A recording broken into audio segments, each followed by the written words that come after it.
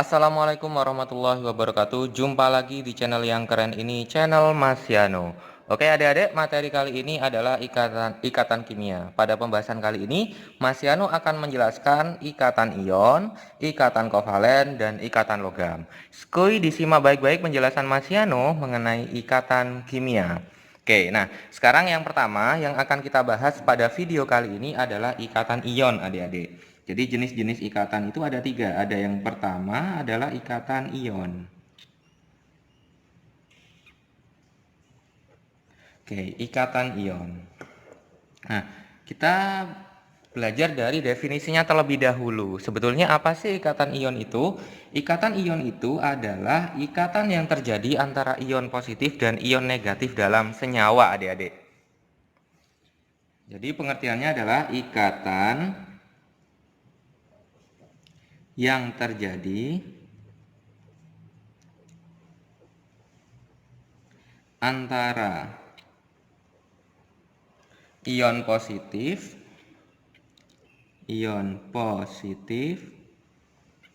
dan ion negatif dalam senyawa, dan ion negatif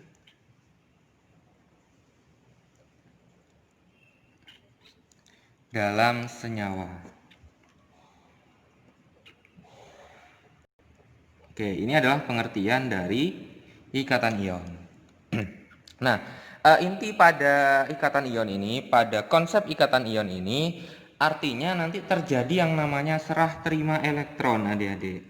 Terjadi yang namanya serah terima elektron pada ikatan ion ini. Terjadi serah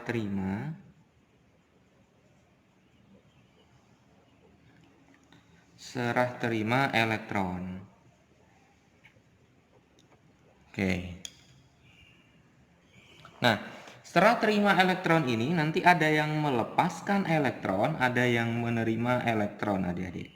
Oke, jadi ada yang melepas elektron, ada yang menerima elektron. Oke, karena terjadi serah terima, artinya ada ion yang melepas elektron, ada atom yang menerima elektron. Kalau melepas elektron itu biasanya dia berasal dari golongan logam, karena nanti dia cenderung bermuatan positif. Sedangkan kalau menerima elektron, dia cenderung berasal dari golongan non logam. Artinya nanti dia bermuatan negatif, adik-adik. Nah, sekarang contohnya gini, misalkan Mas Yano punya atom Na. Na itu dia punya elektron valensi sebesar 1, sebanyak 1. Nah, kemudian direaksikan dengan Cl. Kalau Cl, elektron valensinya ada 7. Oke, nah ketika ini direaksikan, maka nanti Na ini, elektron pada Na ini akan dilepaskan dan disumbangkan ke Cl. Sehingga ketika Na ini melepaskan elektron, maka Na ini akan membentuk yang namanya ion positif, Na+. Elektronnya lepas. Kalau elektronnya lepas, otomatis dia akan bermuatan positif. Nah, sekarang Cl itu kan menerima elektron, adik-adik. Jadi nanti dia akan bermuatan negatif. Karena menerima elektron, jadi elektronnya diserahkan kepada Cl sehingga nanti ini menerima 1 elektron. Sehingga Cl ini nanti akan bermuatan yang namanya negatif. Nah, ketika ini direaksikan Na plus Cl- ini, maka nanti dia akan membentuk senyawa yang namanya NaCl. Oke. Ini adalah materi ikatan ion, adik-adik. Nah, sekarang kita lanjut ke ikatan yang kedua, yaitu ikatan kovalen.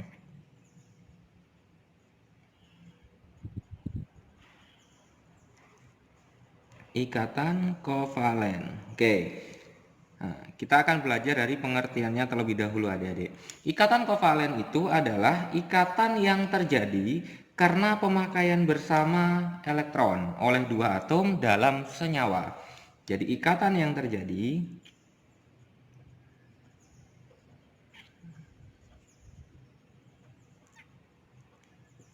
karena pemakaian bersama elektron pemakaian bersama elektron oleh dua atom dalam senyawa. Oleh dua atom dalam senyawa. Oke. Ini adalah pengertian dari ikatan kovalen, adik-adik. Contohnya gini. Misalkan ada H dengan Cl berikatan. Ada H, dia kan punya 1 elektron valensi, sedangkan Cl punya 7 elektron valensi. Nah, berdasarkan teori oktet dan duplet, maka H ini nanti akan berlaku teori duplet, 2 elektron, sedangkan Cl ini nanti akan berlaku oktet, 8 elektron. Agar apa? Agar mencapai kestabilan. Karena H ini punya 1 elektron valensinya 1, maka nanti dia butuh 1 elektron lagi untuk apa? Untuk dia berikatan dengan atom yang lain untuk membentuk suatu senyawa, adik-adik. Nah, karena dia elektron ini dipakai bersama, elektron dari H dan elektron Cl dipakai bersama, maka ini merupakan ikatan kovalen. Loh Mas, kenapa kok ini tidak menjadi H+? Kenapa kok ini tidak menjadi Cl- dulu? Sehingga nanti terbentuk yang namanya ikatan ion. Adik-adik, kalau hidrogen ini, dia nanti cenderung menerima elektron. Kenapa? Karena nanti dia berlaku teori duplet. Tidak mungkin dia tidak punya elektron. H ini tidak mungkin tidak punya elektron. Maka nanti otomatis H ini harus menerima elektron juga. Sedangkan Cl juga menerima elektron. Sehingga elektron ini nanti akan dipakai bersama untuk berikatan. Oke, contoh lain misalkan ada O2. O itu punya 6 elektron valensi. Kalau O punya 6 elektron valensi. Oke, nah di sini ketika O berikatan dengan O, maka dia nanti akan membentuk suatu senyawa. Nah, ini. 2 elektron dari O yang berwarna hitam ini dan 2 elektron dari O yang berwarna biru ini nanti akan dibuat ikatan, dibuat berikatan. Sehingga nanti dia akan membentuk yang namanya ikatan kovalen. Ikatan kovalennya adalah ikatan kovalen rangkap 2. Oke. Ini nanti akan membentuk HCl ya. Kalau ini nanti akan membentuk O2. O berikatan rangkap. Nah, sekarang contoh lain, misalkan N2. N itu punya elektron valensi sebanyak 5, adik-adik. Oke. N itu punya elektron valensi sebanyak 5. 2, 3, 4, 5. Nah, ketika ini berikatan, N ini berikatan dengan N, maka nanti dia akan membentuk suatu senyawa. Kenapa? Karena dia akan stabil. Oke. Sehingga nanti ikatannya adalah ikatan rangkap 3. Karena ada yang dibuat berikatan ini, pasangan elektronnya ada 3. N rangkap 3. Oke. Nah, ini penjelasan Mas Yano mengenai ikatan kovalen. Nah, ternyata adik-adik, ikatan kovalen itu ada berbagai macam. Ada ikatan kovalen polar, ada ikatan kovalen nonpolar, dan ada ikatan kovalen koordinasi. Oke. Nah, kita akan belajar juga jenis-jenis ikatan kovalen. Yang pertama, kita akan mempelajari yang namanya ikatan kovalen polar.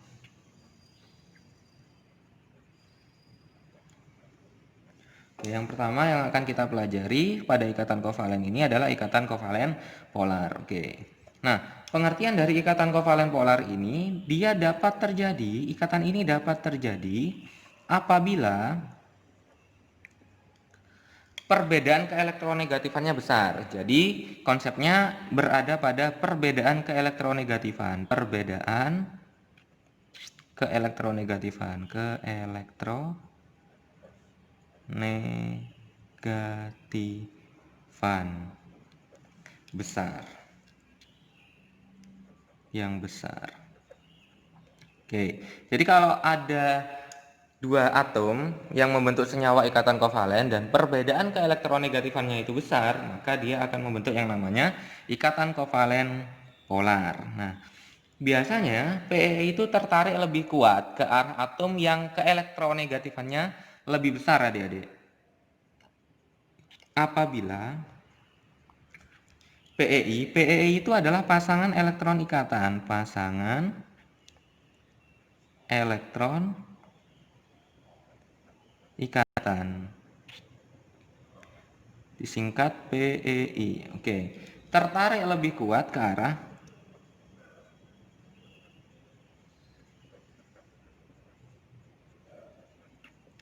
arah atom yang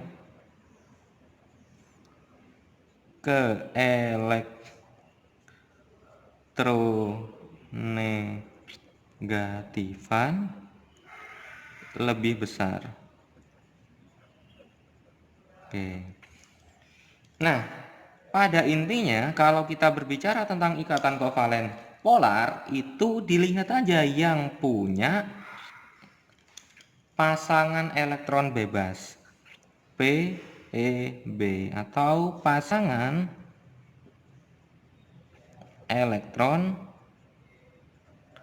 bebas. Oke, kalau punya PeB itu berarti nanti dia merupakan ikatan kovalen polar. Contohnya itu misalkan asam halida, adik-adik. Ada HF, ada HCl, ada HBr, ada HI. Nah, dan lain-lain. Nah, ini merupakan contoh ikatan kovalen polar. Nah, sekarang yang kedua yang akan kita bahas adalah ikatan kovalen nonpolar. Ikatan kovalen nonpolar. Oke, ikatan kovalen nonpolar. Pengertiannya terlebih dahulu. Pengertian dari ikatan kovalen nonpolar itu ikatannya terjadi apabila perbedaan keelektronegatifan sama.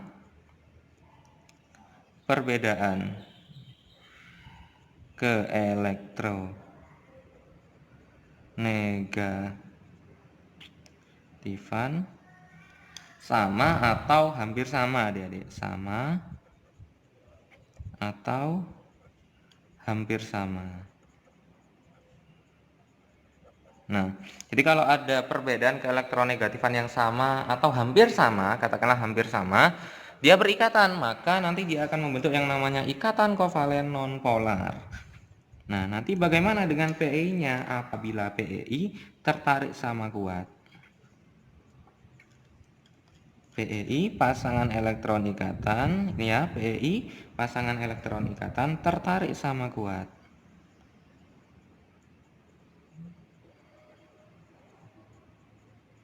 Oke, kemudian konsep yang selanjutnya yang perlu dipahami, kalau kita berbicara ikatan kovalen nonpolar itu tidak punya PeB. Pasangan elektron bebas. Oke, contohnya ikatan kovalen nonpolar itu contohnya ada H2, ada Cl2, ada O2, ada P4, ada S8, dan lain sebagainya. Oke. Nah, sekarang yang terakhir, ikatan kovalen yang terakhir adalah ikatan kovalen koordinasi. Ikatan kovalen koordinasi. Oke. Ini adalah ikatan kovalen yang terakhir, ikatan kovalen koordinasi. Oke. Pengertiannya dulu, ikatan kovalen koordinasi itu terjadi apabila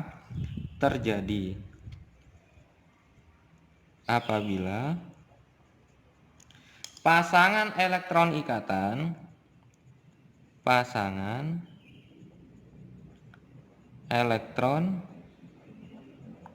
ikatan atau PeI hanya berasal dari satu atom saja.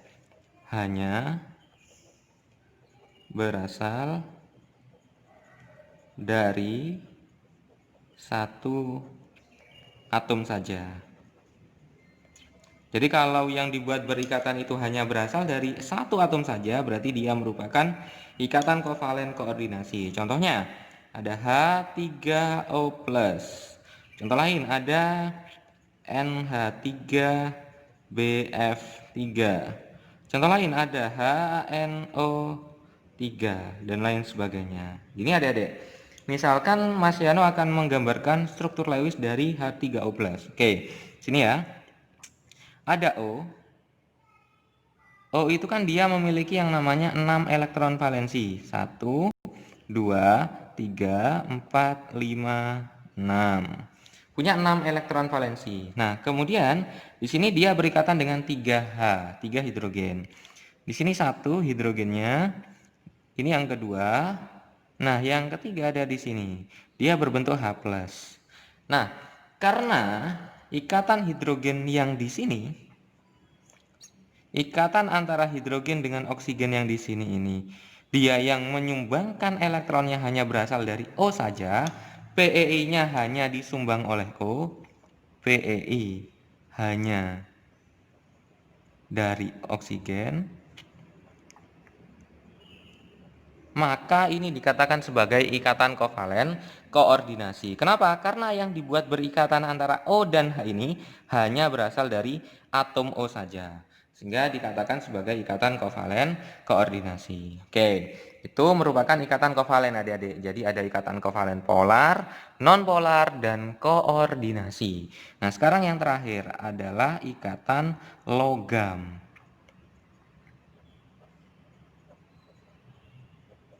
Oke, yang terakhir kita akan membahas mengenai yang namanya ikatan logam. Pengertiannya dulu, ikatan logam itu adalah ikatan yang terjadi karena gaya tarik-menarik antara atom logam dengan lautan elektron pada logam. Jadi, ikatan yang terjadi karena gaya tarik-menarik antara atom logam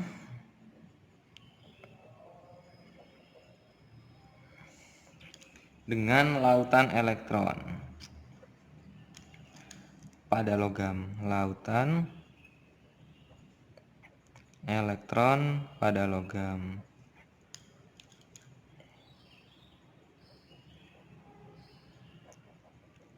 Jadi kalau misalkan ada besi, besi itu kan atom. Nah, kemudian dia biasanya kalau dia berikatan logam, besinya itu ada banyak. Nah, ikatan yang terjadi antara besi dengan besi, maka itu dikatakan sebagai ikatan logam, adik-adik. Oke, ini adalah materi mengenai ikatan kimia yang kedua, adik-adik. Jadi, mengenai ikatan ion, kovalen, dan ikatan logam. Nah, sebelumnya kita sudah membahas mengenai kaidah oktet dan kestabilan unsur. Nah, sekarang Mas Yano akan memberikan contoh soal, adik-adik. Contoh, biar kalian lebih mantap mempelajari video ini, mempelajari ikatan kimia ini. Nah, contohnya adalah ikatan apakah yang terdapat pada senyawa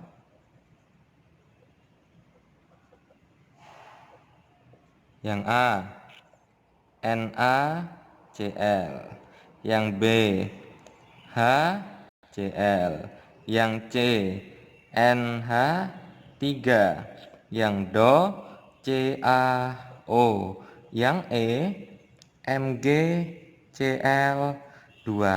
Oke, kira-kira ikatannya apa? NaCl, HCl, NH3, CaO, dan MgCl2. Oke. Nah, kita tahu di sini adik-adik, Na ini kan golongan 1A. Cl ini golongan 7A.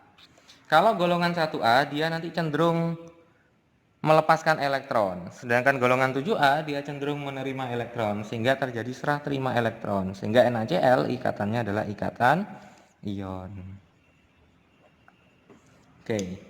H dengan Cl. Nah, kalau H itu betul golongan 1A, tapi dia nanti cenderung dia menerima elektron. Sedangkan Cl juga menerima elektron, sehingga ikatannya adalah ikatan kovalen. NH3, N golongan berapa N? Golongan 5A. Kalau H golongan 1A. Nah, tapi karena N itu menerima elektron, sedangkan hidrogen juga menerima elektron, sehingga nanti dia ikatannya adalah ikatan kovalen. CaO. CaO golongan, Ca-nya golongan 2A. O-nya golongan 6A. Nah, karena Ca dia golongan 2A cenderung melepas elektron, sedangkan O dia cenderung menerima elektron, maka terjadi serah terima elektron, sehingga ikatannya adalah ikatan ion. Oke. MgCl2. Mg kita tahu merupakan golongan 2A. Cl golongan 7A. Sehingga kalau dia berikatan antara Mg dengan Cl ini, maka dia cenderung membentuk ikatan apa adik-adik? Ayo. Ini melepas elektron, ini menerima elektron. Terjadi serah terima elektron berarti ikatan ion. Oke adik-adik, ini merupakan contoh soal pada ikatan kimia adik-adik. Oke, semoga kalian bisa memahami video yang masih Anu tampilkan di sini. Semoga kalian tetap terus semangat belajar dan bisa memahami materi ikatan kimia ini secara utuh. Oke, masih Anu akhiri. Wassalamualaikum warahmatullahi wabarakatuh.